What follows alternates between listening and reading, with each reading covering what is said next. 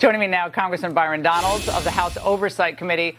Congressman, the Garland testimony and the congressional role here, given that testimony, we know that David Weiss sent a letter to Jim Jordan on June 7th that I think they're going to rely on, and they have relied on, saying, I have been granted ultimate authority over this matter, including responsibility for deciding when or whether to file charges and for making the decisions necessary to preserve the integrity of the prosecution consistent with federal regulations and law. Does that explain the inconsistency between the prosecutor and Merrick Garland here? Because it seems like there was some cleanup done. Good to be with you, Laura. It doesn't actually explain it at all as far as I'm concerned, because we already know that the IRS whistleblower testified that they tried multiple times to bring charges. David Weiss tried to bring charges in California.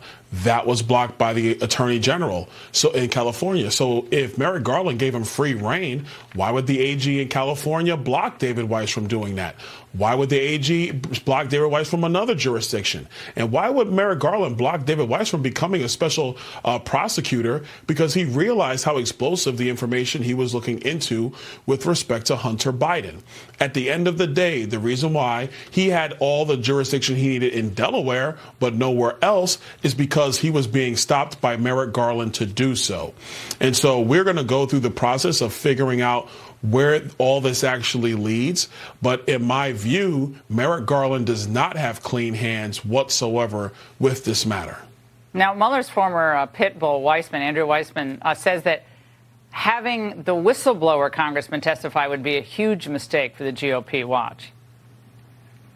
If there are whistleblowers, they should come forward and give actual testimony under oath. The U.S. attorney could also give testimony. I suspect that the Republicans don't want to do that because, like many of their hearings, they blow up in their face because they don't have a there there.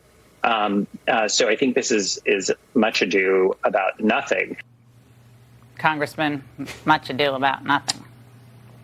I don't even know what he's talking about. Much ado about nothing. We've already proven that the Biden family set up multiple accounts, multiple LLCs to funnel money through, to conceal money. You got Hunter Biden pleading guilty to a misdemeanor tax evasion issue, 2 of them, when the reality is most Americans would actually be charged with felony counts of tax evasion. You have the WhatsApp conversation where Hunter Biden is saying, I'm sitting next to my daddy and we want our money, Henry Zhao. You better give it up. You have the confidential FBI informant who's basically saying that Joe Biden took $5 million from Burisma to shut down the prosecutor in Ukraine. And oh, by the way, Joe Biden brags that he shut down the prosecutor in Ukraine.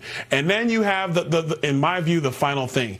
Every member of the Biden family is getting money. There is accounts all over the place. There's money going all over the place. They're so but there's talented, much to do though. about nothing. Come on.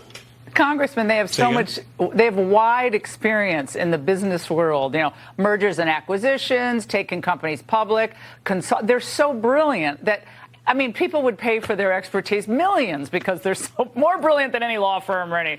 It's ridiculous. Congressman, great to see you tonight, as always.